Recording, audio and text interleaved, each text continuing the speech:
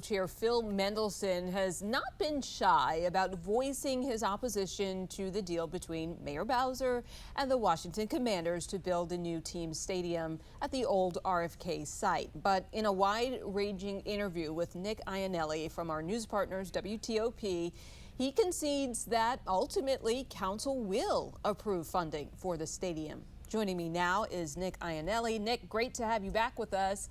So the chairman has evolved on this issue. What has changed that's now giving him confidence that a deal will be reached?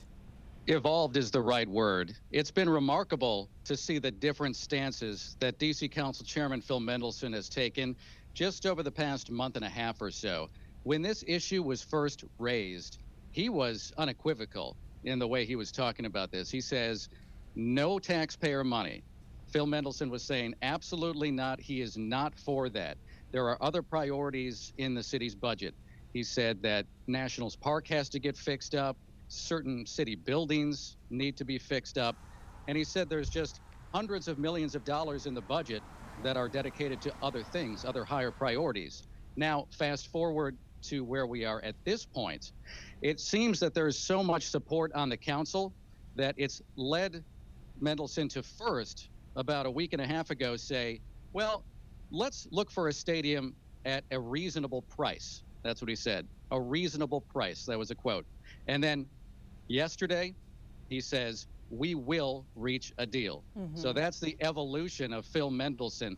What has changed? I think just it's become inevitable. There's just so much support and momentum on the D.C. Council.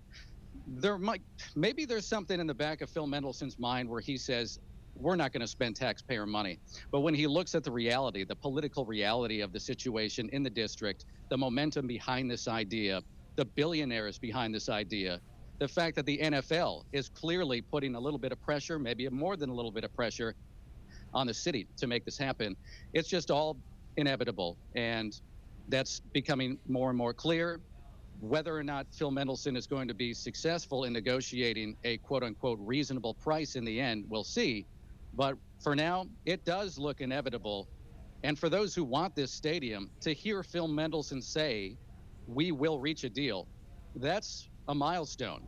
That's something that probably has a lot of people celebrating today, Commanders fans who are really hoping to see that happen.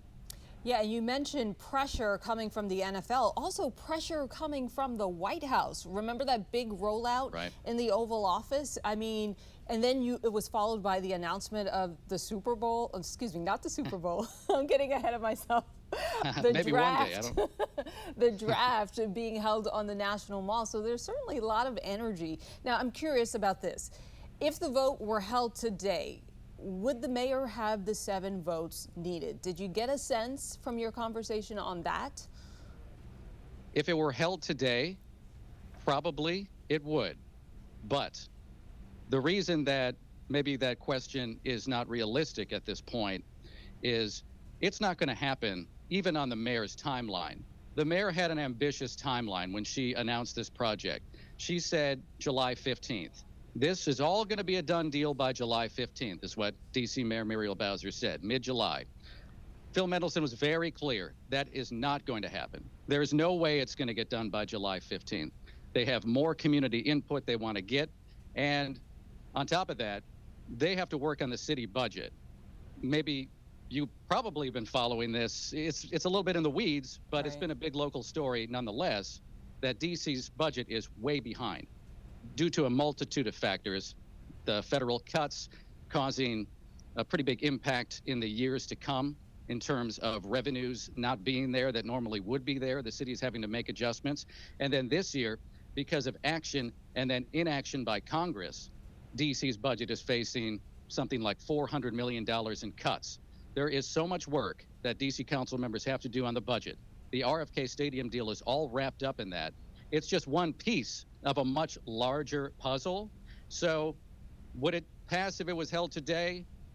Probably, but it's just so far down the road.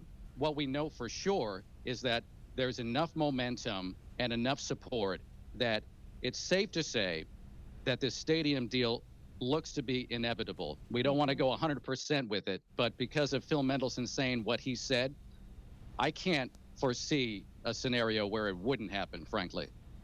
Okay, and finally, let's move on to another topic that has a lot of people talking. You talked to the chairman about next month's military parade. There are real concerns about the cost of that parade and who's paying for it. What did you find out? Right. So there will be heavy-duty military equipment rolling through the streets of D.C. These are streets built for cars. Sometimes the streets already have potholes. Phil Mendelson, very dryly, a little sarcastically, said, "I don't believe these streets were made for tanks and other military vehicles." So there's concern on the city council when it comes to how much damage, how much the vehicles might rip up the roads. And if that happens, will the federal government reimburse the district? Phil Mendelson said, okay, there's going to be a parade, there will be festivities, but if DC is going to have to pay money in the short term to fix up roadways because of military vehicles tearing up those roadways, will the city get reimbursed by the federal government? That's a question that Phil Mendelson was concerned about. That's a question that the DC Council does not have an answer to, at least at this point. And we're weeks away from that parade, so we'll see what happens there. Nick Iannelli, thank you so much for joining us from our news partners, WTOP. After the break, we'll be joined by our movie critic, Travis Hobson, for